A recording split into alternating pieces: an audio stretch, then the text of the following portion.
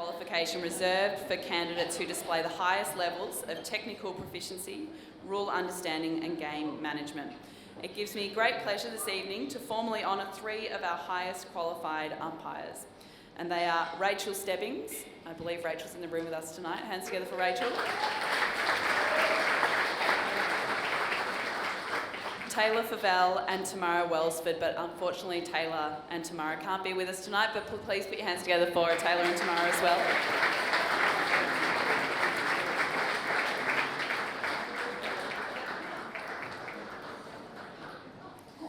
We would also like to take this opportunity to congratulate Rachel, Taylor, Tamara, Georgina, Sully Beals and Nathan Begley, who have all had their status approved by World Netball following recommendations from Netball Australia. As these umpires emerge, we also farewell some of the names that we have come to know so well in our sport. After 20 years of umpiring service, Michelle Fippard announced her retirement this year. She umpired almost 200 elite domestic games and presided over 112 international matches, including 4 Commonwealth Games and 3 Netball World Cups. That is a huge achievement as an umpire. Please put your hands together for Michelle on her contribution.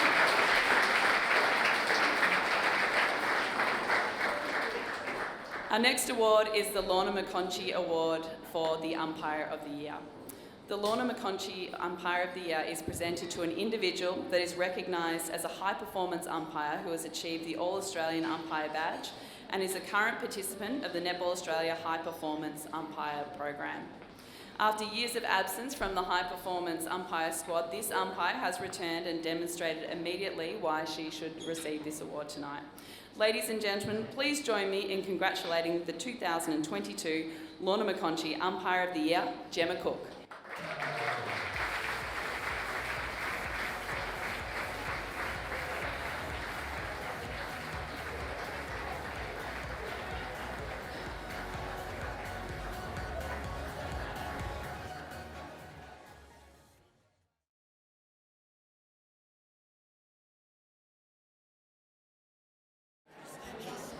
Gemma is an endorsed All-Australian umpire and holds the International Netball Umpire Award.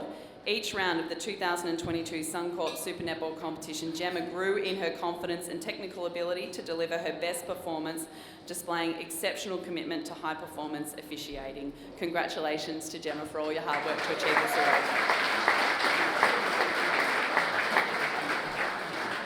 It's now my great pleasure to welcome to the stage a former Australian representative and head coach, Wilma Shakespeare, to join me to present the Joyce Brown Coach of the Year. Please put your hands together for Wilma.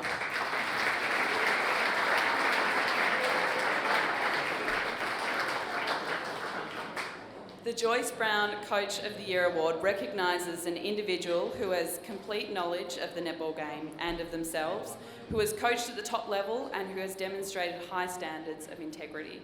They must represent their team with excellence and honour, studying each player as an individual to relate to their team in a way that produces peak performance.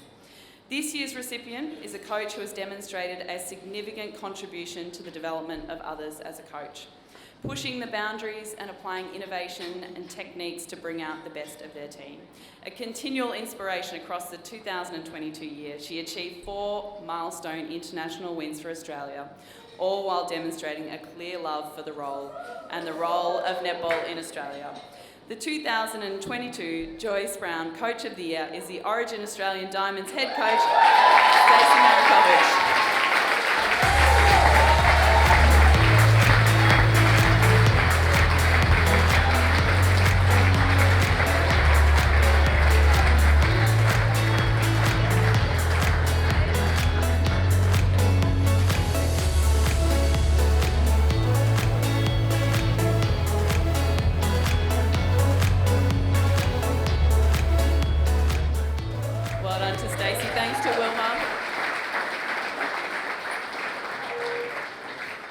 Stacey a little later on tonight, so I look forward to that. All right, let's get into the Player Awards. This year, Netball Australia got the chance to introduce a competition first. In August, the inaugural Australian Netball Championships took place in Traralgon and launched a new look pathway competition for emerging national talent. 10 teams from around the country contested for the first title of its kind, with the Southern Force prevailing in a grand final that separated them from Victoria Fury by just 2 goals. Across the competition, a player that stood out among the rest was selected, and tonight will be awarded the Australian Netball Championships Player of the Year. To help present this award, I'd like to welcome a current Diamond and Collingwood Magpies goaler and the winner of the award in 2017, Sophie Garvin. Please welcome Sophie up onto the stage.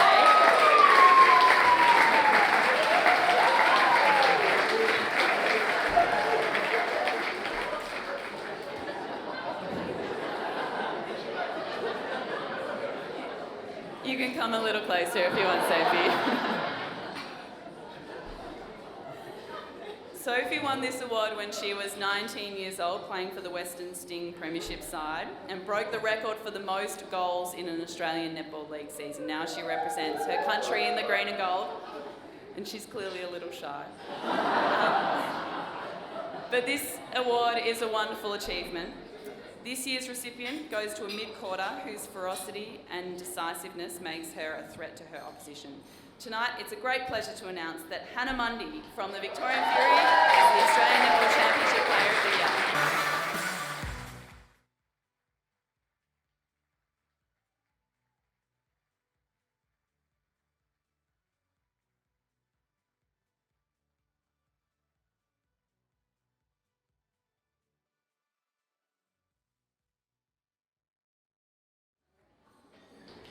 Well done to Hannah.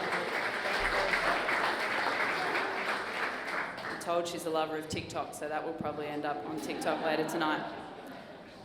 This year we saw the return of Fast 5 Netball World Series in Christchurch, New Zealand. The thrilling series was full of speed, flight and an unforgettable Australian entrance, showcasing the breadth of ability in the team of 10 led by head coach Bryony Akel and assistant coach Kathy Fallows. An exciting weekend of netball between the world's best teams saw Australia break its Fast 5 netball drought to claim the series title in a well-fought final up against Uganda. Additionally, the series highlighted some incredible teams and individual performances.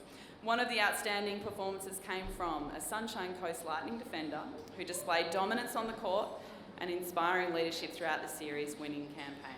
Please help me in congratulating the Fast 5 Netball World Series Player of the Year, Tara Hinchley.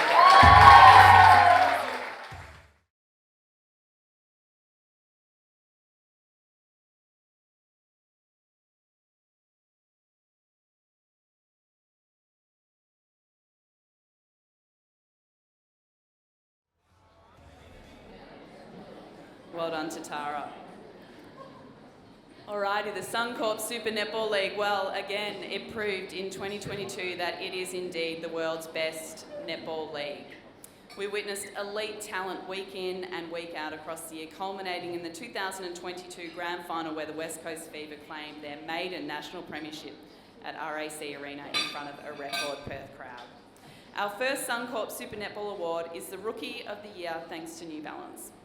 This award is voted by each club's head coach and is eligible for a player who has taken the Suncorp Super Netball court a minimum of 5 games in their first year.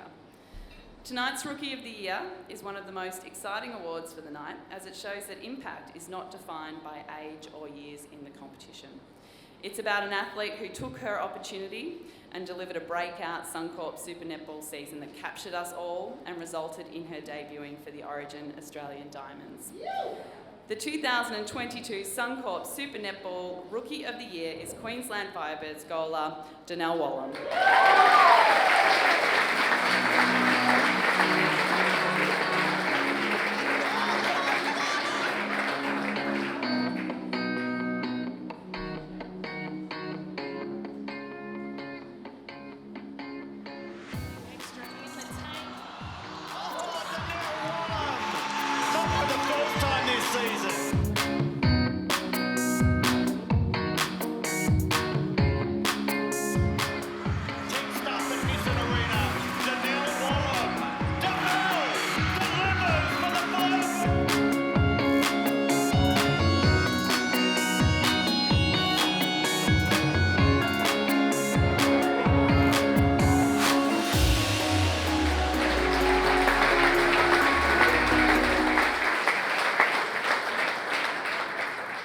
unfortunately, Danelle can't be with us tonight, but I think we all agree that she had an amazing season and we can't wait to see what she does next.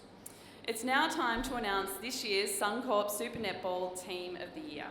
The Suncorp Super Netball Team of the Year showcases 10 of the best names in our competition who consistently shone throughout the 2022 season. I'd like to invite you all to turn your attention to the screen to witness who has made our Suncorp Super Netball League Team of the Year in 2022.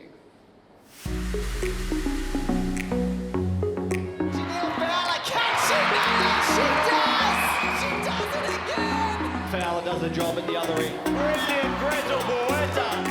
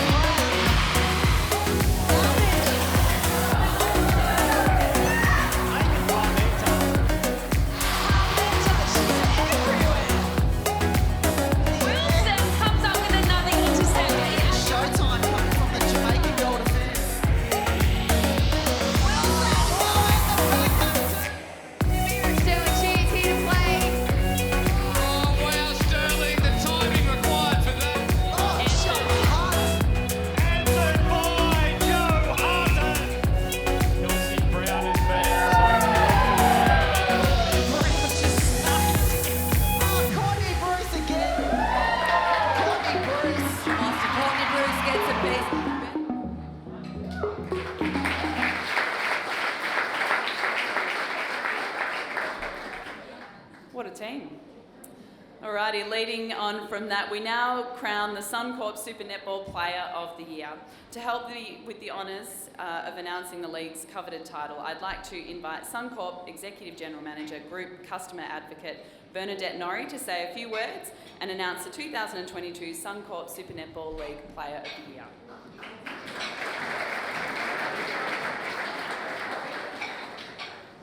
I did tell my son I'd have to lower the microphone tonight, so there we go, first move. Firstly, thank you for having us. I'd like to congratulate all of the teams and players. It's been a season full of energy and passion, both on and off the court. And how fantastic is it that we can come together in person to not only recognise your efforts, but to celebrate together.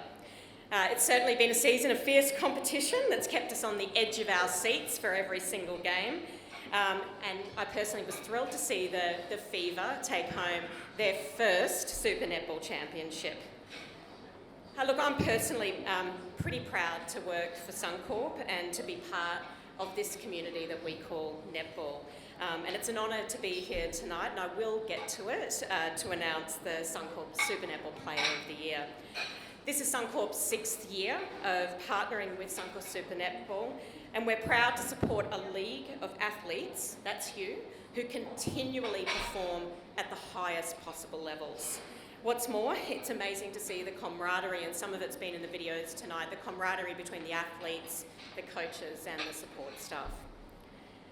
The athletes here tonight are inspiring role models for younger generations. As a mother and an aunt myself, I value the role of these role models in encouraging girls to become strong young women. And this is at the core of Suncorp's Teen Girls program, which encourages girls to build their confidence and their self-esteem by participating in sport. Every game we've seen this year, we've witnessed the team's competitive spirit, displays of tenacity, perseverance and resilience, and to be honest, these are all positive attributes that help build self-confidence and are particularly important for our younger generation of women to witness. So I urge you all here tonight to encourage girls to participate in sport. Get them in early, keep them active and encourage them to stay involved so that they can reap the benefits of participating in sport and the benefits it'll bring them for the rest of their life. Suncorp is excited to continue our commitment to women in sport, and we look forward to an incredible season in 2023. But I'll get on with it.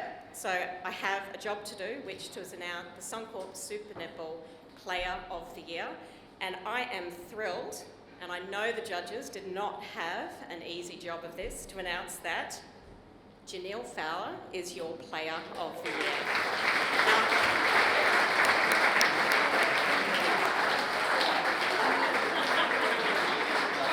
Unfortunately, Janelle's home in Jamaica and she couldn't be here tonight, but Courtney Bruce has kindly accepted to come and accept her award on her behalf.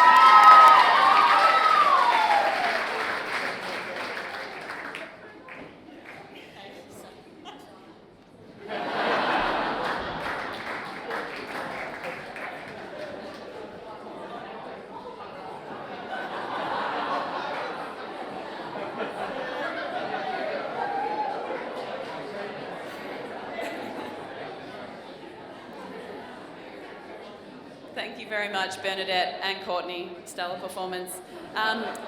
We are lucky enough, though, that Janelle did record a message to acknowledge the award. So we'll turn to the screens now and hear from Janelle. A huge ball from Simmons to Fowler. And straight to Fowler to pull that ball in. Janelle Fowler does the job at the other end. Bruce Ward for Fowler.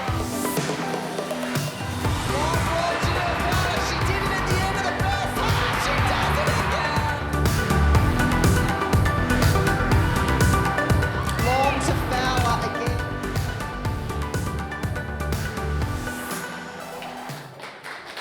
Hi everyone, Jolene Fowler here from the West Coast Fever. I'm still pinching myself. Not sure how I'm going to feel after a couple of days, but I'm super excited, super humbled by this most amazing news at the end of the season that I have won the MVP for the season.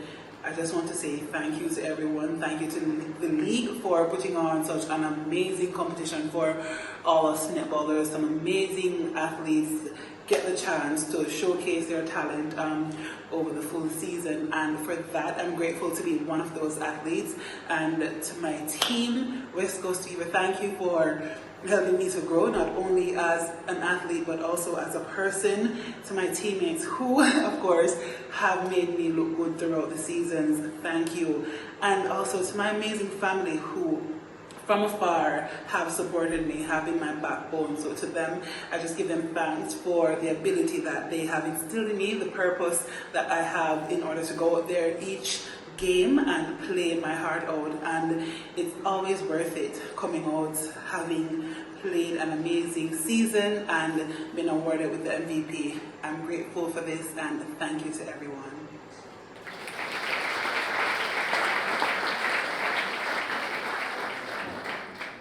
A fifth year in a row, mind you. 2022 Premiership Player, she was the league's top scorer with 929 goals, 38 goals more than last year, an amazing effort. Well, that brings us to the end of our first set of awards. Well done to our award recipients to date. When we come back after mains, we are going to chat to a few members from the Commonwealth Games team, which I'm really excited about. We'll induct a few people into the Hall of Fame, and of course, we will announce the highest honour of the night, the Ellis Diamond. So please do enjoy your mains, and we'll be back shortly. Thank you. Okay, we've come to a really special part of this evening as we reflect and celebrate the outstanding contributions to our game. To present our Service Award and announce our Hall of Fame inductees and Hall of Fame legend, please welcome back to the stage Netball Australia Chair Wendy Archer, along with History and Traditions Committee member Keely Debry.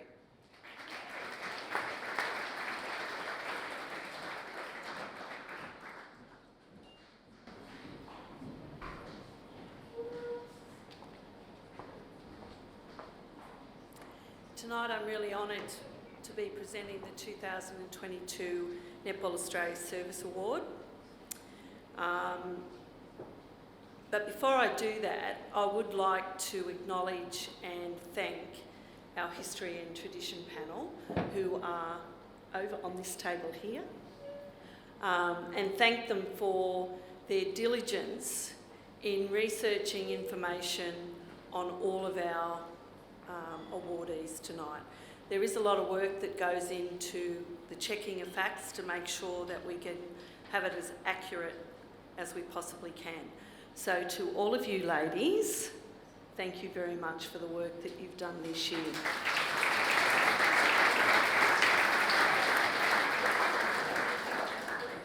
Now I'm hoping this is going to be a great surprise for this individual. And I'm actually tickled pink that I'm going to be presenting this award. This person has dedicated an absolutely extraordinary amount of time, effort and expertise to Netball Australia, and in particularly to our history and tradition. And I would like to ask the incredible Encyclopedia Britannica of Netball, to you younger people in the room, the Mr. Google of Netball, Mr. Todd Miller, to come up to the stage, please.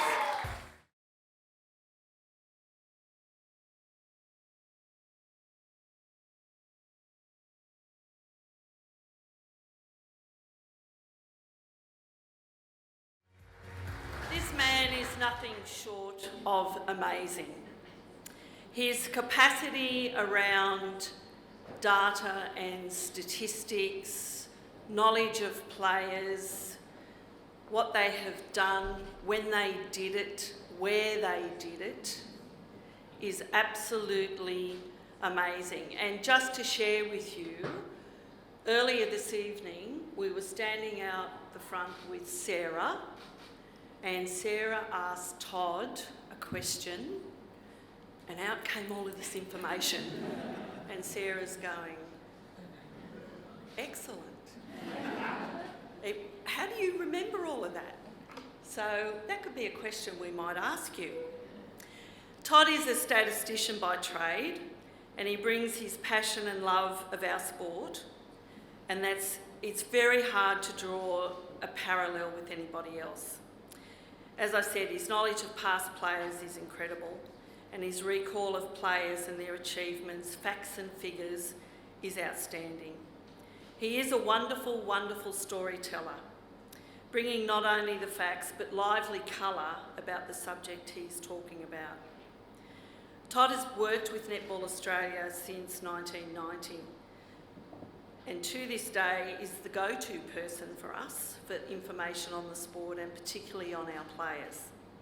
He freely shares his knowledge, expertise and advice, which has been and continues to be invaluable to Netball Australia.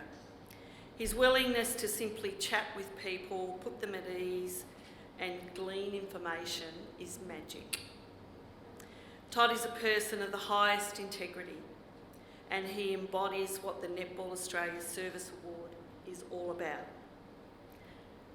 Please acknowledge Todd as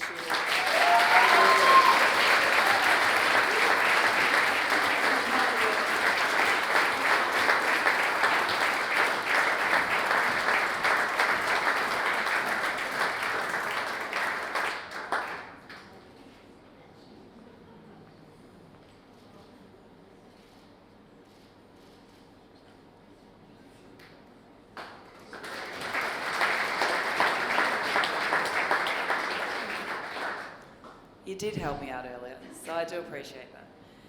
You just love the game. It just oozes out of you how much you love the game. Where did it start? And tell us a little bit about what it is that you love so much about netball. This is totally out of my comfort zone. I hate talking in front of anyone, so perfectly happy to be behind the scenes. Started when I was 8, and I was in Adelaide, and I went out in a pusher, basically, as a kid with my mum, and a netball lady once said to me, right, we're going to make use of you, you're a bit naughty. So taught me to umpire, and pretty much it just went from there, really. Didn't want to stick with umpiring? No. Although Chris Burton, who's sitting right over there, was one of the people that I looked up to, and she was probably the best umpire I've ever seen, so amazing that she's here tonight too.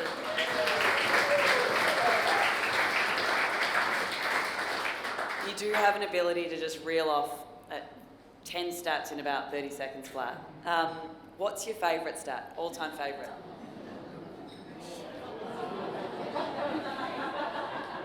It's probably not a stat, but something that's happened probably in the last few years is we've managed to track down moving pictures of every World Cup back to 1963, which for a sport like netball, which wasn't covered, didn't get any coverage, to be able to have moving pictures of all 15 World Cups, I think is something that I'm incredibly proud of. And obviously the people that have played the game are too.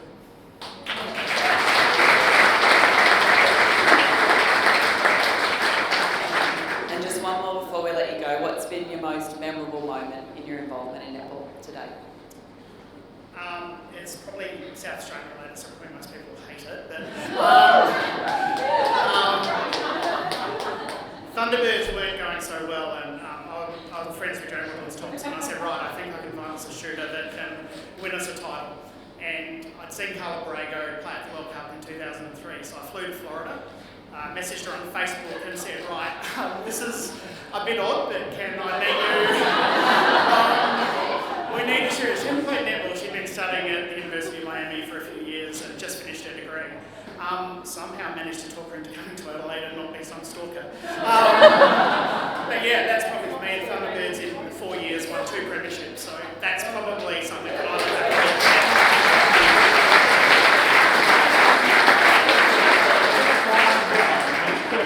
That's awesome. You may go now. Ladies and gentlemen.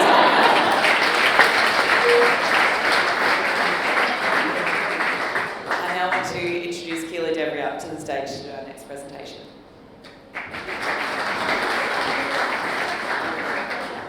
I just want to say congratulations to Todd as well. Like, I worked with him in broadcast once, and what is in that brain, more stuff than you'll ever need to know. And but the passion that comes along with it from him is what really makes him a very worthy recipient. I was going to say netball tragic. I thought, no, I probably can't say that. I think that story we just heard makes that pretty clear. It is my very pleasant duty tonight to announce the 2022 Netball Australia Hall of Fame inductees. And tonight's first inductee is Diamond number 56, Margaret Molina, OAM.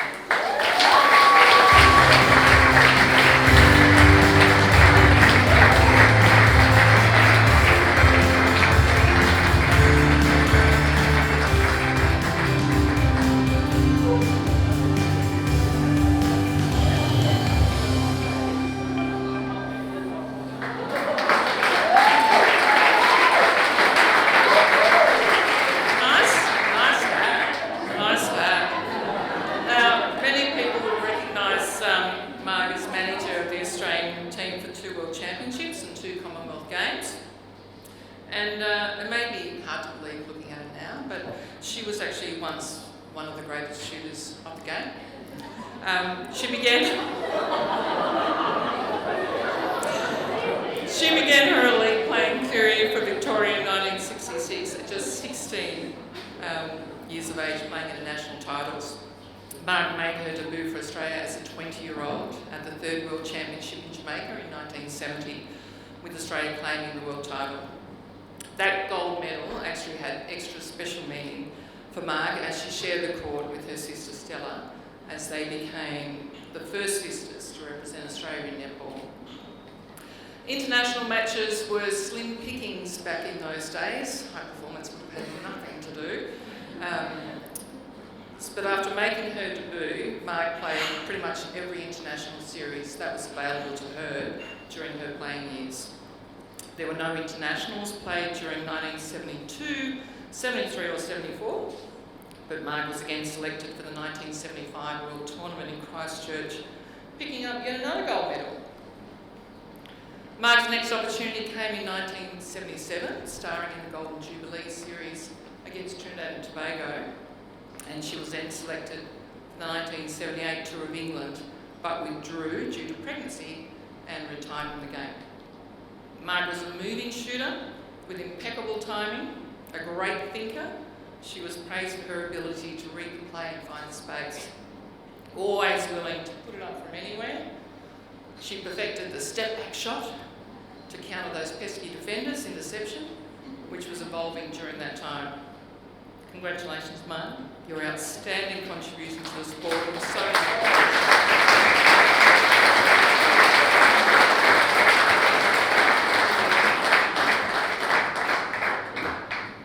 and it is a fetching hat, I have to say.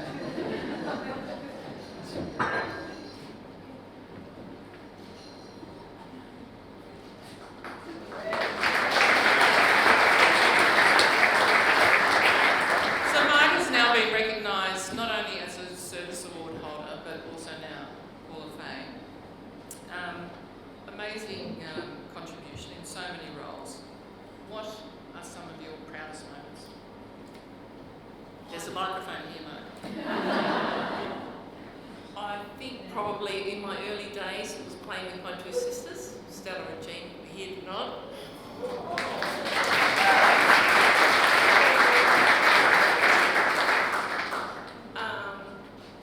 World Championships in Jamaica. You're gonna cry. I think I'm right. I'm a bit overthrown. It's all a bit much. Yeah, no, I think I'm under control now. It's okay. Jamaica in '71 because we lost the World Championships in Perth, so we were fighting to get it back, much like the girls this year. And it sort of puts a little bit more pressure on you. We think, yeah, we're going to do this. But when we got there, the rules had changed. We left Australia and we were shooting from 4 feet from the defender, and they changed it to 3 feet. So as a shooter, when you're shooting from your shoulder and all of a sudden you've got a defender 3 feet away from you, you had no hope. So we had to step back and practice and practice and practice. It was very, very hot. Our coach was an absolute nasty person. And she's sitting here tonight.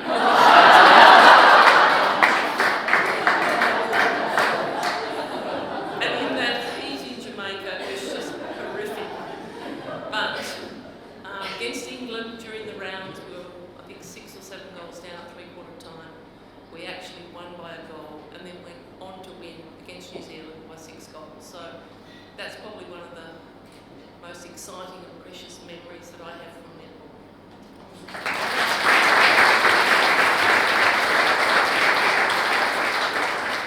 Is there anyone you'd like to particularly thank? I was going to say we'll dish out on, but it sounds like you've already done that. During my career, I'll probably be very lucky. I was coached by 3 very special people. Anne Henderson, who probably not many people in this room would remember, but she had me as a 14-year-old in the schoolgirls team, and she taught me the importance of timing. In fact, we wore tunics with a sash around a cord around our waist. She used to hang on to it, and she'd hang on to it and hang on to it on the goal attack line, and then she'd push me in the back and say, "Now go, you brat." So, but it held me in so much good stead, and a lot of people have said that my timing was something that sort of stood me out from other players, but I thank her for that. The next person was Joyce Brown. So she was my coach in not only state teams, but in an Australian team as well, and she taught me teamwork and working together was really important. She also taught me how to write letters. She's written many letters over her time, and there could be people in this room that have received them. But I've told her the other day, I said, "I think I'm taking over from you, Joyce. I'm now writing the letters." So that was her. And the third person is Wilma. As I've said already, she was in the room today.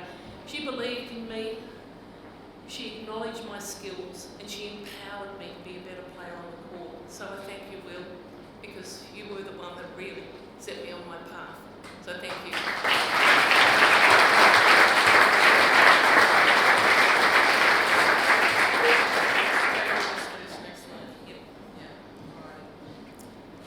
I did notice Stacey was taking notes maybe there. Timing drills.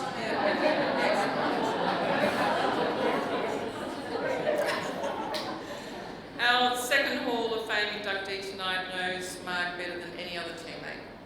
Ladies and gentlemen, please welcome diamond number 46, Stella Northey.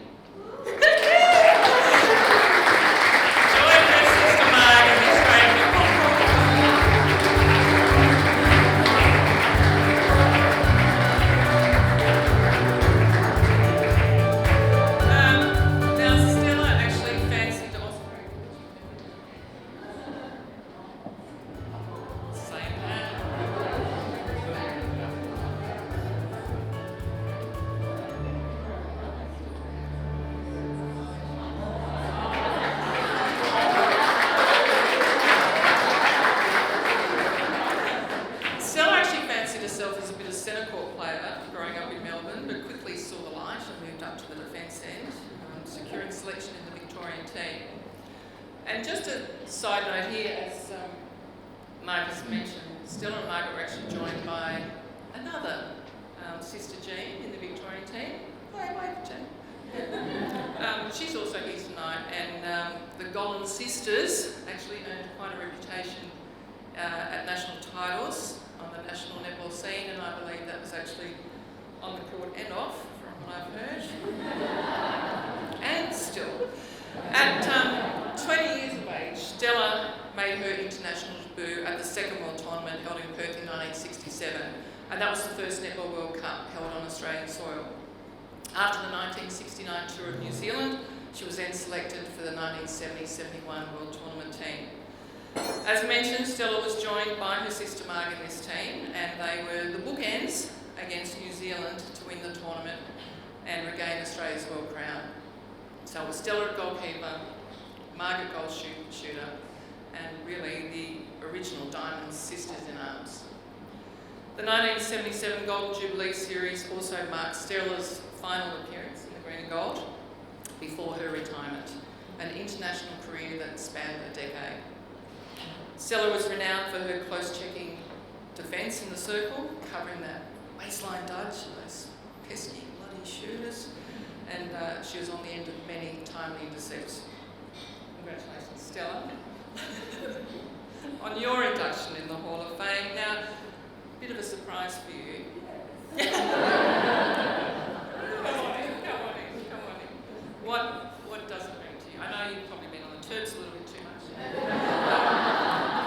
Not knowing she was being inducted, but what does it mean to you? If you can string two words together. Really, girls? They're the drinkers, not me. This is a very, very big surprise, but a very big honour. I have nothing prepared. They didn't tell me a thing about this. And really. All right, well, when you look back on your career, what are probably three things? Let's keep it to on the court stuff, probably nicer. Three things that stand out for you. Probably the representing Australia, also playing with my sisters in Melbourne, where the three of us played, and some of the coaches that I've had. I've had some tough coaches, Joyce and Wilma, and but they've put you in very good stead. The main, Mark Futures. The main thing is that they just hammered the skills. They just didn't get away with the thing. When I first started, I thought this was really cool throwing to do, and no, Victoria do this, and I spend hours with Mark Futures doing my underarm pass. But and Joyce would have her systems there, and she would say to me, "You go out one more fly ball, and you miss. That's it. You don't do it. No more." So Let's bring Mark in.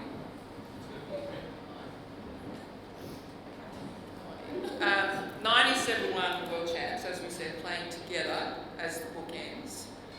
How do you even begin to describe what that was like for both of you? Being the youngest, she was a pain in the arse to me, but the rest of the teammates looked after me. it's not quite true. I always toured New Zealand or whatever with Margaret, and they'd always put us together, right? And I wanted to go with my other friends. Every time I had to go with my sister, because people would request that because they think, oh, they can talk to each other and it takes a bit of a load off us. We don't have to entertain them, not entertain themselves. And that's girls, we were being billeted. Everywhere we went, we were billeted. Very different today. Was it a conscious decision to play at opposite ends of the court? Because I went to Melbourne Blues, and as you said, I fancied myself as a centre. But Anne Henderson, another very tough nut, said to me, you can either play, Melbourne Blues was the top team, and goal was the second. She said you can play centre in goals, or you can play defence in blues. So foolishly I chose blues. So I never got to realise, and in my day, this height I would have been quite good probably. The only one, but I might have succeeded. I went to the other end because she was that end. I didn't want to be anywhere near her. And I'll give you another little story. At state selections, when you were put on one another, her little motto was, I'll give you the first two, but I'll get the third. In the selection trials, and I'd say, you work for everyone you get. In the end, the selectors decided not to put us on one another because it wasn't really very valuable. All right, tough one. Who was the best player? My father, Me. my father said me. No. My mother said me. Mother said me. All right, I think this is a debate.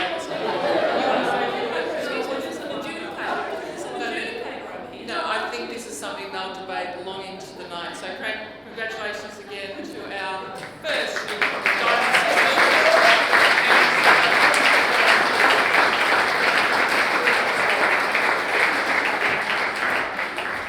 And I think, Diamonds, you're going to bring those hats back. Is that? I'll talk to the History and Tradition Committee about bringing them back. Bring back the hat!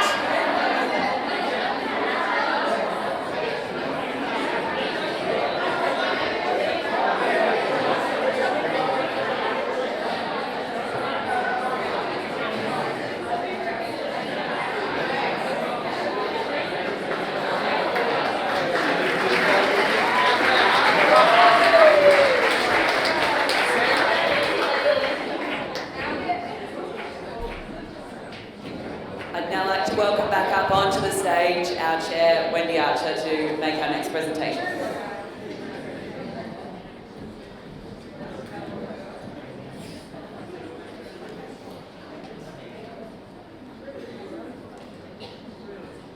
This one's pretty special.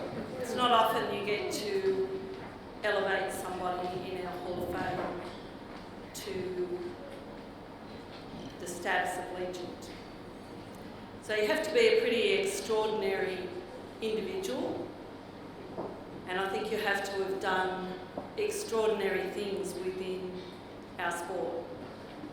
In actual fact, in any sport, to be named a legend. So we are going to induct a legend tonight, Diamond number 49, 16 caps for Australia, an all-Australian netball umpire, in her time probably the best in the world, a larger-than-life character. Can I have Chris Burton, OAM, to the stage, please?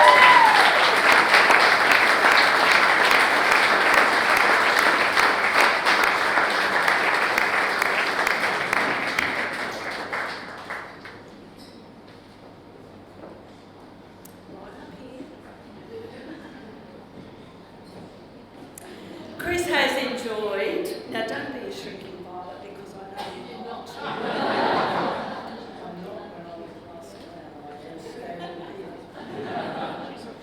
Chris has enjoyed an extensive and very successful netball career spanning more than 30 years. Sorry. As a player, as a coach, as an umpire, as an administrator at all levels of the sport. Chris was selected into the national team in 1964 and was a key member for more than a decade, serving as vice-captain from 72 through 75.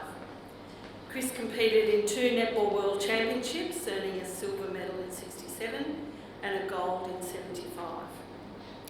It was during her playing career that Chris was awarded the All-Australia Umpires Badge. So you have to think here that she would go to nationals and play, but she would also umpire. Huge. That's how it was done back then, if they wanted to get their badge. Following her retirement as a player, Chris transitioned into umpiring full-time. She umpired at the Netball Australia National Championships for the next 13 years, as well as the Netball Australia Super League. Chris also officiated at 3 World Championships and 1 World Games. Chris was also elected as a board member of the International Netball Federation and served with distinction until 2007. Chris was a member of the Umpires Appointments Panel at numerous World Championships, Commonwealth Games and the World Youth Championships. She's also served for extensive periods of time on the International Netball Federation's Rules Committee, Umpires Committee and Testing Panel, contributing her broad knowledge of the game. Chris continued to be involved at the highest level as an umpire coach for the ANZ Championships and a member of the International Testing Panel, sharing her knowledge with the next generation of elite umpires. And I believe this is where Chris became a game changer in the officiating world. Better pathways and programs, professionalism, strong mentoring, strong discussions to ensure the umpiring pillar kept pace with our players. Chris was able to draw expertise to her to help in the development of programs that have been adopted and adapted around the world. Chris brought her dynamic skills from the court to the umpiring arena and to the administration of our sport. Chris was instrumental in the change in umpiring, which was the forerunner of our elite umpiring programs of today. And I would like to take the time to give you a snapshot of Chris's list of achievements within the sport. And this is only a snapshot.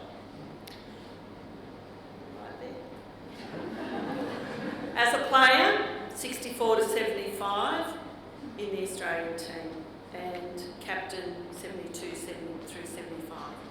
In 67, at the second World Championships, a silver medal. In 75, at the fourth World Championships, a gold medal. As an umpire, she was awarded the All-Australia Umpires Badge. Between 91 and 99, she was a national pool umpire.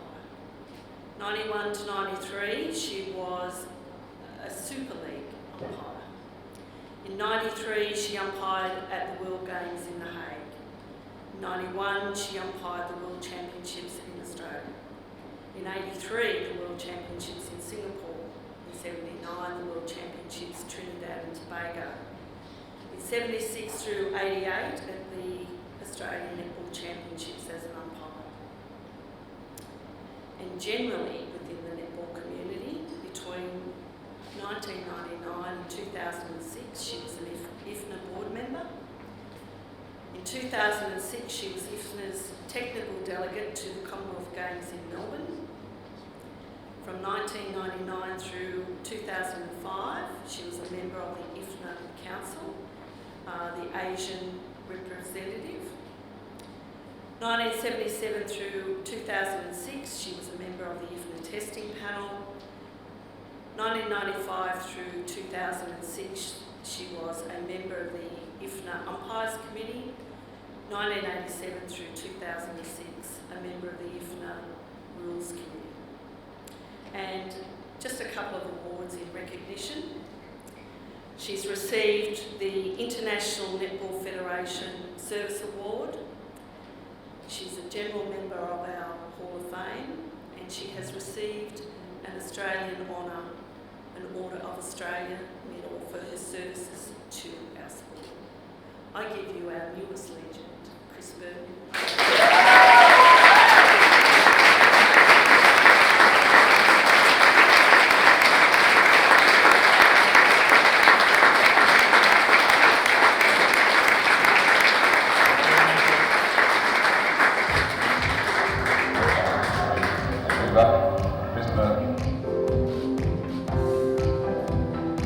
The Australian goal defence risks a collision with the goal attack. A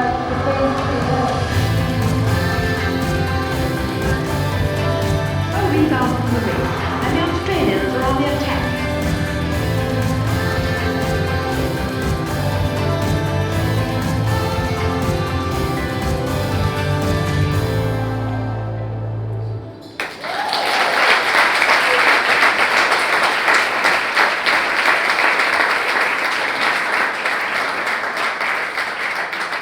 From one legend to another.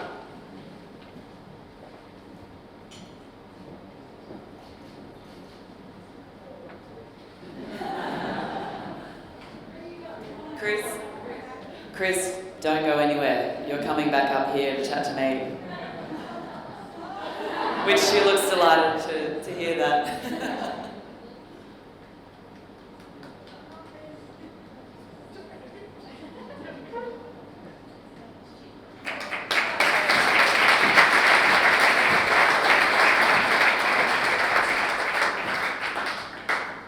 You were visibly, you didn't like hearing that long list of accolades get read out about your amazing career. Talk to me about that. Why you're a legend of our sport. There's only a handful of you now, so your career is deserving of that. But you were really quite uncomfortable.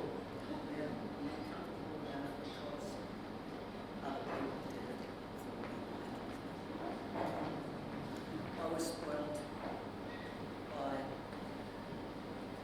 it's certainly in netball circles, by Lena Commonwealth from South Australia, Joyce from here, Lewis people like that who I just wouldn't be able to remember them. And I guess I always felt grateful that the people here were helping someone here.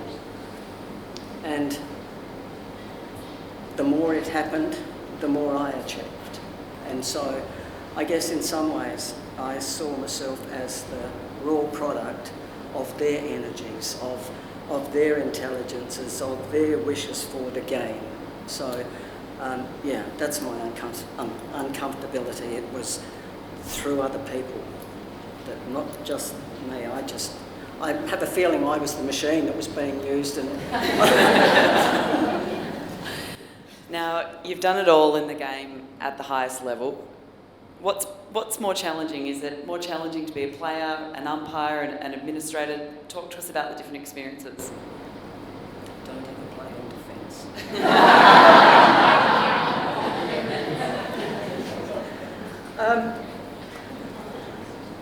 I think one of the things I found most difficult was being an Australian and putting in the amount of time, costing, all of the things that Australia is famous for internationally, then having to come back to people who hadn't had anywhere near our opportunities, and they were umpiring and coaching their players and their teams and umpiring our games, and could only bump into failure because they didn't have all of the processes and things that we had in place. And I always felt for them because they tried so hard and they did such a good job for the abilities that they had, but they never had the opportunities that we had. And I spent every day saying, thank God I'm in Australia.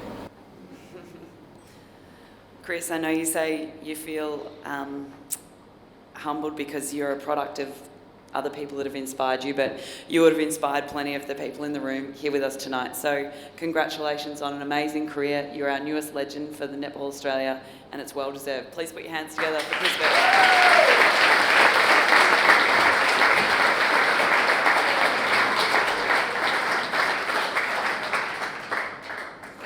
We would like to make a few special acknowledgements before we head back into our awards tonight. A special acknowledgement we would like to make is to Netball Australia's Chief Medical Officer, Dr. Susan White AM, who will be retiring this year.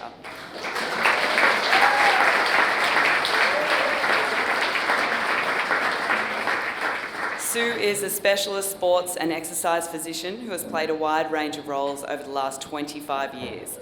She's been to multiple Paralympic, Olympic, Commonwealth Games and World Championships, in roles ranging from team physician to medical director, as well as organising committees and anti-doping coordination. Sue has been a member of the Australian Olympic and Paralympic Medical Committees and recently returned to her role as Chief Medical Officer for Australian Netball, previously holding this role for Swimming Australia and Victorian Rowing. She is also the Chief Medical Officer for the Victorian Institute of Sport. Sue was a member of the SMA Women in Sport Committee for many years and played a major role in developing some of the first exercise in pregnancy guidelines, particularly in relation to contact sport. Furthermore, Sue was an inaugural member of the Australian Sports Drug Medical Advisory Committee in 1991 and became chair in 2013, which is a role that she still holds.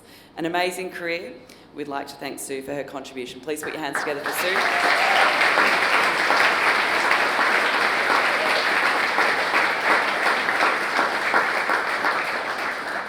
We would also like to acknowledge another legend of the sport in Jill McIntosh, who announced her retirement from World Netball this year. Jill served 3 terms as chair of the World Netball's Coaching Advisory Panel and contributed much insight in the role to implement change. During her time as chair, Jill and the panel developed coaching strategies and implemented numerous coaching initiatives. Jill and her peers worked hard to provide coaches across the world with updated resources and coaching seminars. Jill also led the charge of the creation of an online coaching hub that will be launched later this year. Please put your hands together for Jill McIntosh.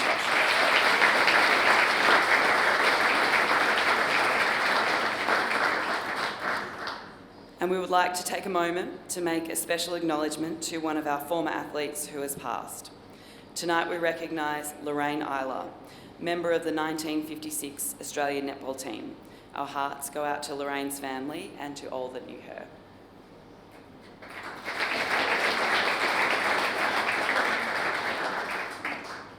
Okay, in 2022, the world witnessed our Australian netball team achieve something only a handful will ever experience. When the team ventured to Birmingham for the 2022 Commonwealth Games, Australians put their faith in the skill and excellence of the world's #1 netball team. What ensued was a moment in history where 12 netballers, 2 coaches and a support team became bonded for life. A gold medal for Australia, the country's 1,000th gold medal in Commonwealth Games history, to be exact. I'm sure Todd had something to do with that line. Thanks, Todd. Let's take a look at our Origin Australian Diamonds in action. Stacey, what sort of memories and emotions does that footage bring back? I've seen a couple of seen this footage a little bit today with the shareholders meeting this afternoon, but I think it just epitomises what hard work really looks like, what team camaraderie and what an incredible group of people, players and staff can do when you're aligned with a vision, when you've got processes in place and you can create confidence, what you can capture in a moment that you can truly cherish. You got put in the hot seat a little bit. You took over a side that didn't have the World Cup or Com Games gold medal next to their name, but you just had a roadmap, and you had so much faith in this group, didn't you? You knew that this was where they were going and that they would get that success. Yeah, I think we get to see incredible athletes in Suncorp Super Netball week in, week out, and it's not a lack of depth or talent or skill. But what we needed to do was be able to unite a group of athletes, and it wasn't just a group of 12, and it certainly wasn't a group of 7 that went onto the court. It was an entire squad, and I'm forever grateful for a group of players to support. Steph Wood, you've cracked me today. No, but to trust a rookie coach, I guess, to come into this role. To buy into what we wanted to drive as a group, and they jumped on, and I've got incredible support from a high performance group of expertise. Stacey West, who heads up our program, and it was just one of those things that when you just get moments like that and have people that want to go somewhere together and create an experience. And it wasn't about winning or losing. I think that was the biggest thing for us as a group. It wasn't winning a gold or a silver. It was actually creating an experience where they belonged, where they could thrive, and when people are in that environment, then they can be successful. Liz, lying in your hospital bed post-surgery, how long ago would that have been? A year and a half ago? It would have felt so far-fetched that you would be part of that vision. There's that iconic photo of you running down the court with your arms spread. That would have felt miles away at that point in time. Yeah, I kind of forgot about that, to be honest. It does seem like a long... You know where you're going. Sorry about that. It has seemed like a long time. There's been a lot of netball since then. You know, my main focus from that was to get back for day one for pre-season with my club and build through SSN and then onto Com Games. So I had amazing support from obviously the Diamonds program, but my club back home, and you know, it makes that photo just worth it. It's a little road bump, but it just makes everything absolutely worth it. And Ash, it was quite some journey for you to get to play at a big international meet like that. But what it meant was that you know, having that time to wait to get that opportunity meant that you got to take 2 kids across to Birmingham and they got to watch you win a gold medal. That must have made it all that more special. Oh, it was unbelievable, and something that I'll never forget. But yeah, like you look at the vision, and I'm the eldest in the team. I look like I'm the youngest, so proud to say that I am the oldest. But you know, I think for all the players in the room, you know, you play one for your club, but the dream goal is to play for Australia. And you know, I moved my wife to Melbourne to make this team, and it's something I've always wanted. And you know, Stacey talked about it. We didn't go over there to win gold. I went over to win gold. But the best thing was, I remember after the opening ceremony, I called Brooke and I was like, I don't even care if we medal. That was the best thing I've ever done in my life. And I think as an athlete, you go over and that's your goal, is to win the medal, but you don't realise how amazing every step along the way is. And to share it with the girls who will forever be a part of my life is incredible. It seems like there was an incredible bond among the group. Something that you did, Stacey, which would have been really special, was you got past players to write letters to each of the current players. Can you tell us a little bit about why you did that and what it meant for the program? Yeah, so Libby and Todd, I contacted them, and I wanted to create something pretty special for the group. And I think when you see ex-Diamonds players coming up here and telling their stories, there's a lot of things that you can relate to, and things, whilst there might be decades in between, there's a lot of things that you can still take into each championships and learnings. And I think it's been able to share those personal experiences is what makes things so incredibly special. So we contacted a player from each position for those players, and they got to read a letter, and then there was another player that we got that also did a letter to the units as well. And we just had a team meeting. The girls had a moment where they were given their envelope, they sat down, and then they actually, they didn't have to, but they shared what they heard and what they wanted to take into this championship. And it's been something, I guess, this Diamonds group has really wanted to make sure, we're very respectful of what has been paved before us, but that we actually can connect. And it's incredible to have legends and Hall of Famers in here tonight, because it's those stories that inspire and continue to challenge. And at some point in time, these players will be those players that are then sharing their stories to then inspire the next wave of players. So yeah, it was a special moment. And what was even more amazing is the moment I asked and sent out a message to an ex-player, they were thanking me. It was, thank you for the opportunity, thank you for connecting us to the group, we've always wanted this. And I think that just shows what the power of our sport does. It connects. We talk about Sisters in Arms, and each team has brought that to life, and we've certainly talked about our contribution and what that looks like, and that was just a moment in time that I think encapsulates success for Diamonds and what it means. And it wasn't just about gold medals, it was about the journey that they were about to go on, and each step would be a moment in time that they'll remember for a very, very long time. Liz, who was your letter from? And what can you share with us?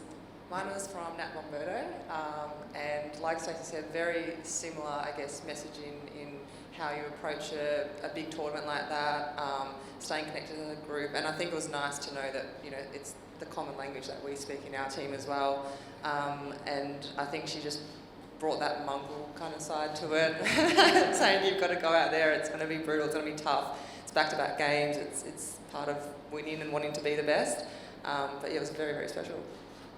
Ash, if you're writing the same letter in 20 years' time, what will yours say? Well, I had Renee Ingles, completely different athlete to me. Didn't realise until I read the letter. Renee's had, it's all about the 1%ers, going to bed early, eating the right food, getting to training early to do the extras. So, Stacey would be shocked if I was there on time. But no, I think mine is just, you know, like I mentioned before, being the eldest, like I still feel like I'm a little kid at heart. Every day I remind myself why I play it, and I never forget the kid that, you know, everyone knows is very hard. Sign my little teddy bears' signatures and stand on my bed pretending I won that gold medal, and you know, that's what I think it's all about, and that's why I still play this game, because I still love it, and my nonna always told me to, as soon as I stop loving it, you know, retire. So I don't know when retirement will be, because it's pretty fun. Take us back to the final siren. We've all seen the vision and the different reactions, but is there any sort of really special emotion you can share with us that we can't gauge from that vision? Mine was probably about 2 minutes to go as well, looking over at the bench, seeing the girls up and screaming in tears. And I remember on the transverse line and speaking to Gretel after the game, she said she looked at me across the transverse line and she thought I was crying, so my lip was quivering, but I think I was just that exhausted. I didn't even want to go out for the centre pass. Yeah, I think as soon as it happened, I think you summed it up, Braz. You just don't know what you're feeling like when you said you kind of just stand there, you're in shock, you're running to the person closest to you, you don't know what's just happened. It was something you'll never ever experience again, and it was the best feeling to run, hug everyone, jumping, screaming, tears, waving at our family and friends who probably had more fun than all of us up there in the crowd. It was such a special moment. Yeah, I think it's something you can't, I guess, imagine until you live it. I remember, self-confessed netball nerd, watched lots of netball when I was a kid. But I remember vividly seeing like Catherine Cox and Liz Ellis like embracing each other, like bawling their eyes out, and like thinking, that's what I want. You know, I want to be able to jump in someone's arms and be that emotional and share that love. And the final side, I was a minute to go, and I was like, great, there's Laura up, Courtney's here, Sarah's here. Who am I going to grab first? And then the siren went, and I just dropped on the ground and cried like a little girl. It's just things that, like the emotion behind it, you just can't, you can't relive it. And like Liz said, like just reliving, like you finish the game and then you hear all the family's experiences. I'm going to share this because it shows how bogan I am, or my wife, I'm not sure, but this is my favourite story of the whole... Stacey's cringing already. I want to hear every detail. I married my wife because she's the most beautiful, sophisticated person I've ever met, but she's from Mandurah, so I don't know if anyone knows where Mandurah is. Can't take the Mandurah. I will live there one day, but you can't take the Mandurah out of the girl. And it's 5 minutes to go in the game, and it's tight, we're up, then Jamaica up, we're up again. And my little son Louis is only 2.5, and we toilet trains. Well done, parents. Mum, I'm busting. And Brooke's like, mate, like, we just can't do this. And Mum, please, and he starts to like get really emotional. Got a little girl, Frankie, at that time, she was 6 months old. So Brooke grabs one of the nappies, pulls his pants down and literally cups it. An older English lady, very prim and proper, Brooke said, turns to her and, how dare you? My wife is playing. That was it. So I think when you hear moments like that and you hear the crowd, I think as much as we love it, it's just as much their journey and their gold medal as ours, because we had to play in front of the crowd like that, but they were fighting against these people in the crowd more than we were. So hearing those stories was, I think they were the highlight of the trip. Oh, that's hilarious. Well worth telling. Sorry, Brooke. Stacey, there's like so much love in the group, and we just hear about how tight everyone is, but let's get some dirt out of you. Who was the biggest pest travelling through the Com Games program?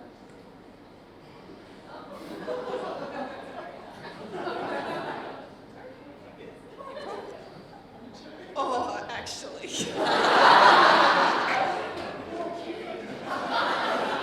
You got thrown under the Actually, bus. I think it's more our performance analysts, Gary and Richo. We've got a very different dynamic in our high performance group. We have a group that goes to bed at 8 p.m. and we have a group that goes to bed at 2 a.m. And the three of us are generally up late at night. We've gone through footage, and for us to, I guess, disconnect from the game, we have lots of little competitions. You think these guys are kids? You should see us in the team rooms afterwards. So there's a challenge of strapping tape through the hole in physio beds. There's, if there's ever a table tennis table, it's card games, there's a mind game that we play, and we always find it a challenge. But they pick on me. And they make me nervous, and they just think that. So often I let them win in those moments. But yeah, so as much as it's annoying, we have a great time late at night or early hours in the morning. It's been a lot of fun chatting to you three. Definitely very entertaining, so I do appreciate that. Before we let you go, I do want to invite the CEO, Kelly Ryan, back up onto stage. We've got Kel, there she is. And we're just going to make a quick presentation. So we'd like to make a special presentation and recognition to three of the women who made the Commonwealth Games gold medal a reality. Their organisation, dedication, enthusiasm and love for all the work they do in the netball space are just some of the qualities that these three women contributed to the diamond space. Please put your hands together as we specially thank, we'll go one by one so they all get their time to shine. Stacey West, Netball Australia.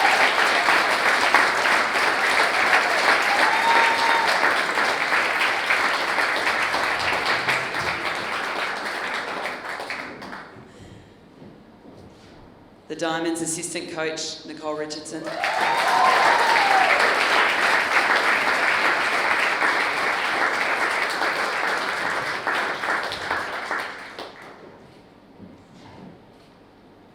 And of course, the head coach, Stacey Marinkovic.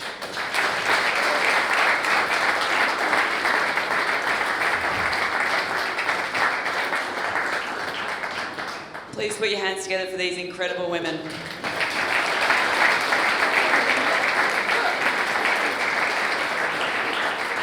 And continue your round of applause for that amazing panel. Thank you so much to all three of you.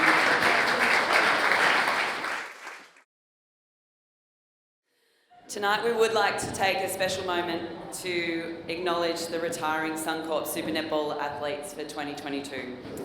To reach the Suncorp Super Netball League, perform to the max and represent thousands of fans every week is an outstanding achievement, and tonight we'd like to say thank you to Stacey Francis Bayman and Kate Walsh for their contribution that they've made to their teams, their clubs and the enjoyment that they've brought netball fans across the country. With over 100 games respectively across their careers, we say thank you to them for leaving their mark in the league's history, and we wish them all the best for what lies ahead. Please put your hands together for Stacey and Kate.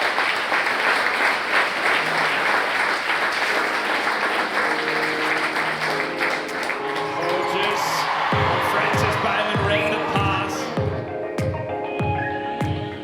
Incredible intercept there from Stacey Francis Bayman. That's the work challenge there from Francis Bayman. Oh, what about that from Kate Walsh?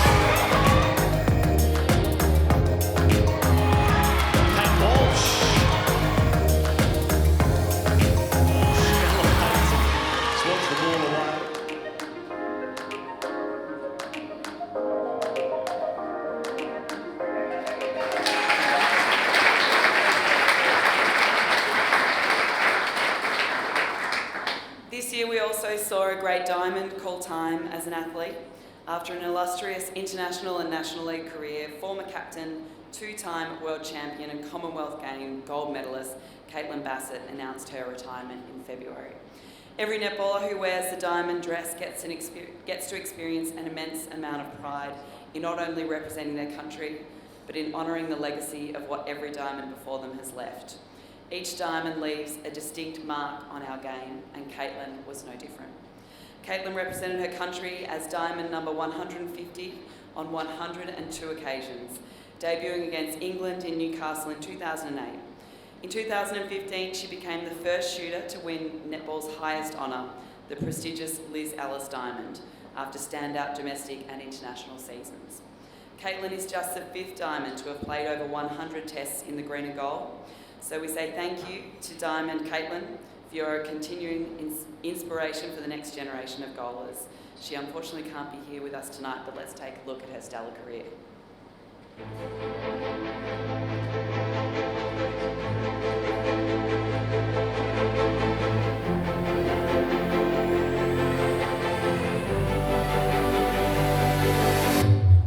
Pretty unexpected for me to come in the final and to be out there and to get to shoot that winning goal was a pretty magical experience for me.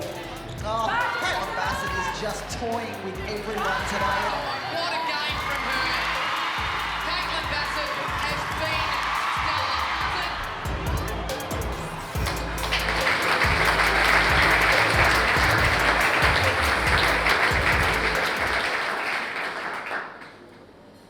Okay, let's turn our attention to the new names that have been stamped in the Diamonds history pages in 2022.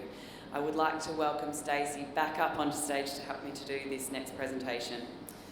From the moment an Origin Australian Diamond squad member steps onto the international court for the first time, they're given their diamond cap number and they become a diamond for life. In 2022, we were fortunate enough to witness 6 diamond debutants.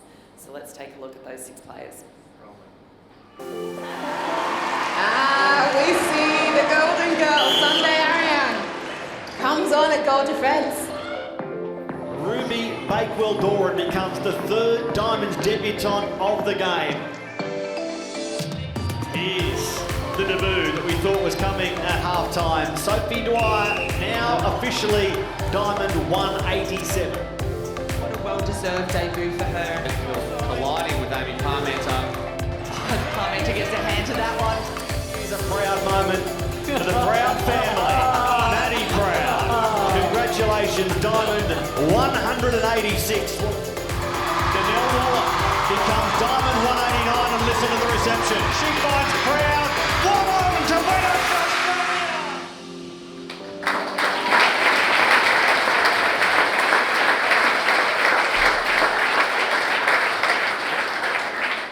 We will get each one of you up individually and Stacey will hand you your pendants. So we'll start with diamond number 184, Sunday Ariane.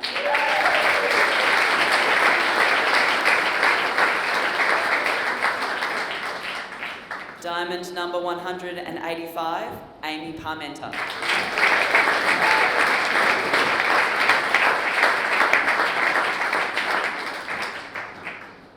Diamond 186, Maddie Proud.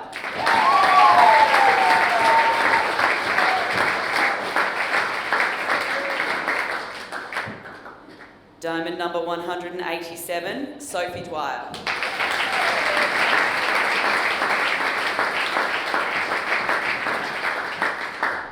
I believe it's Sophie's 21st on Monday. It's not a bad present. Diamond number 188, Ruby Bakewell-Doran.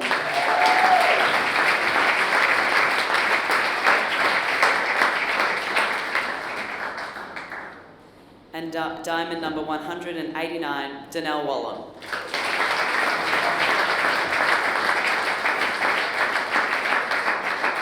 The future is in good hands. Please put your hands together for all of our debutants in 2022.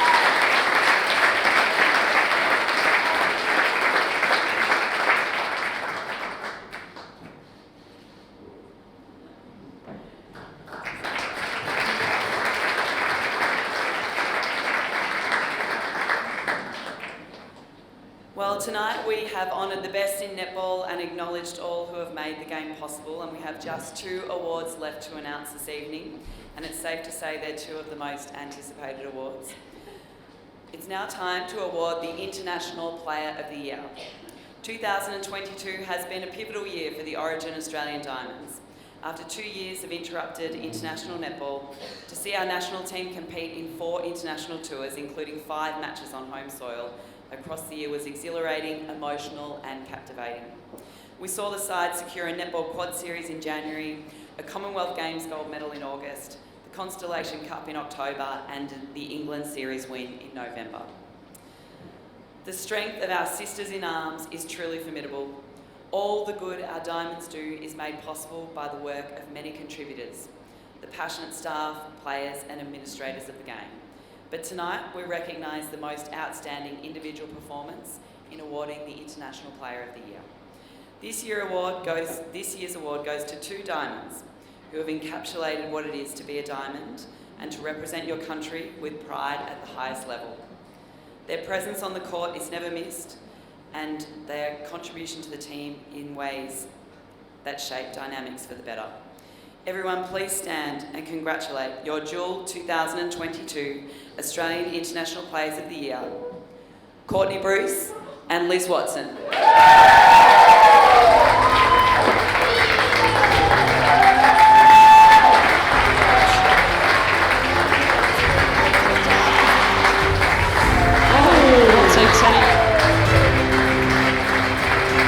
That's a captain's play from Lizzie Watson. Great pressure, great scrambling. That's intent. Carbon on the end of a Watson feed. People hits. Great ball. Beautiful set of ball.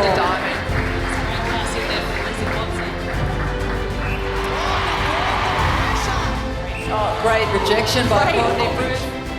Against the wall.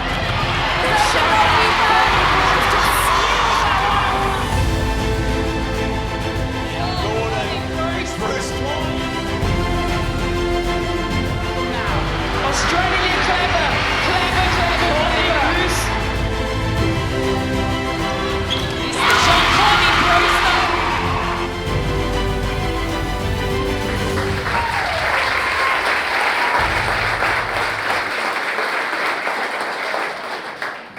Courtney, we'll start with you.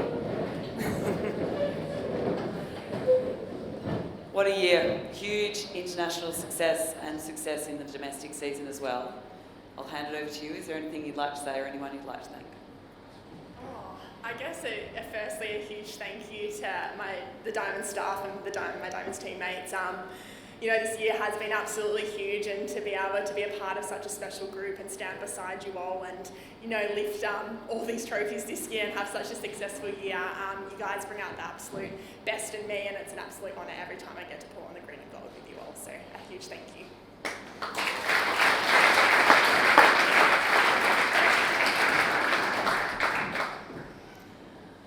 Gold medal winning captain. Anything you'd like to say? Yeah, very similar to Courtney. It has been a really special year for all of us. We've played a little role in that. It's this amazing squad. Every single one of you have got out there this year, and we've had such amazing success, which I think is awesome for us and where we want to go. Big thanks to our coaching and support staff. I know you all play roles that are outside your job description, which we love you guys for so much, and you make travelling so much fun. We are very, very lucky to be the athletes who go out there and play and to share these moments together. And hopefully we've got many, many more to come. So thank you. It's been awesome.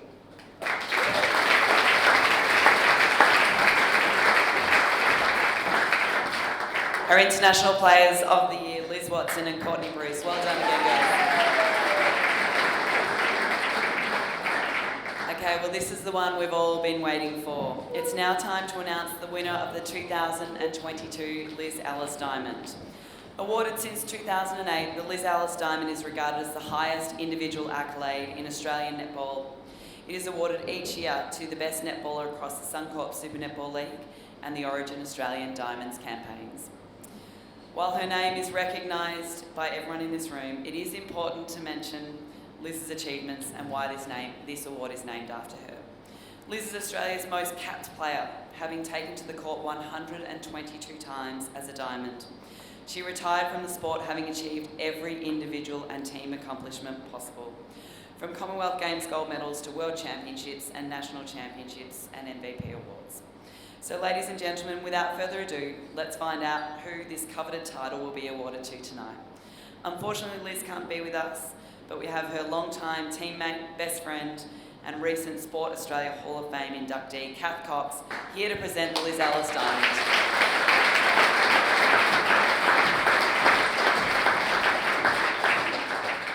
Sarah, and in typical Liz Ellis fashion, she knows I like a wine, and she also knows this is the last event of the evening. So thank you, Elizabeth. If you thought it had been quiet around the courts this year, you'd be right. She's not been here. She has been caravanning around the countryside with her family, having the absolute time of her life. Sadly, that means she's not with us tonight, but it is my great honour to be here on her behalf to present the Liz Ellis Diamond. Of course, she's going to have the last word though, so she's asked me to read a little something for you. Firstly, please accept my apologies for not being there all with you tonight, but please rest assured that I'll be raising a glass to all of the players who have competed so well in 2022. To watch this season as a fan has been a pleasure, and to see the Diamonds perform so brilliantly across the Commonwealth Games and the international fixture has warmed my little green and gold heart. To then see the team that has been so brilliant on court behave with incredible integrity off court has made me incredibly proud.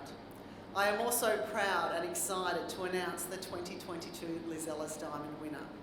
It goes to a woman who has performed unbelievably well under immense pressure. This will give it away.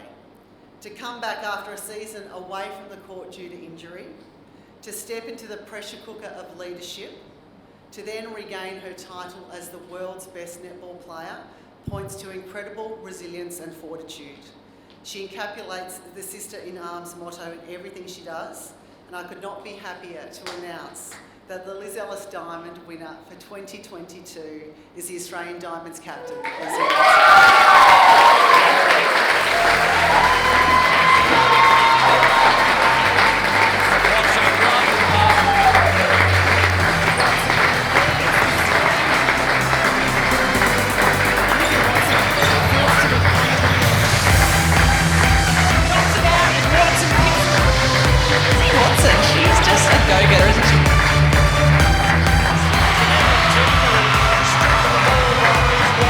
The Australian Diamonds captain. Oh, what a ball! Watson.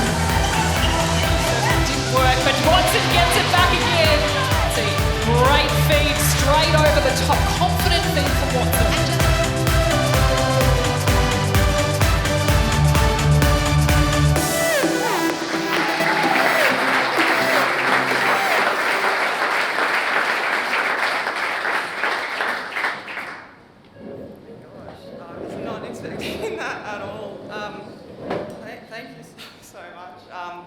This means so much to me. I've been extremely lucky with my career so far to be shaking to be with my club, the Melbourne Vixens. They've been a massive part of my development, and hearing you guys speak about Joyce Brown, I'm very similar to Simone at the moment, so I understand what you mean. But she's instilled everything in me to the player that I am today, so I couldn't be where I am without the Melbourne Vixens and Simone McInnes. But to the Diamonds program, when Stacey came on board in that camp in Noosa, you came in with a vision. Everyone was so on board, everyone was so focused and so determined, and I guess I'm so lucky to be in this position, to have such amazing young women around me. We've had some incredible moments, incredible memories, and yeah, it has been one of the best seasons that we've had, which has been awesome. And of course my amazing family. They're probably, they'll be jumping up and down. Mum and Dad and Hamish, they've been a part of everything. The loudest support, travelling with me and being there, and I know there's so many other people who have done so many amazing things in my career, but yeah, this is very, very special, so thank you, and here's to many more amazing memories together.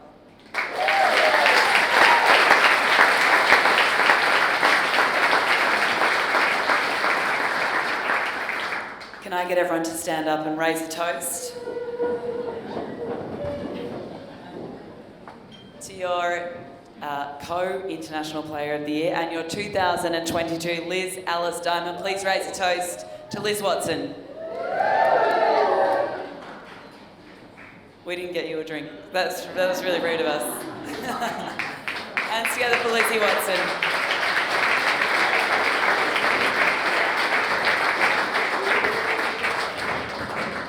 Liz joins Maddie Brown as the only players to win the Liz Ellis Diamond twice after an outstanding year. So well done, Lizzie. Really well deserved. And that brings us to the end of our formalities tonight. I can see someone yawning at the back of the room. Apologies for keeping you up. Thank you so much for letting me host you this evening. Amazing award winners and contributors to the game, and sport should be really proud of the people that sit within it. So I hope you have a fantastic night. Stick around, enjoy. I saw the band were warming up before, so get out there, have a boogie, have a drink and enjoy it. And well done on a fantastic year. Thank you so much.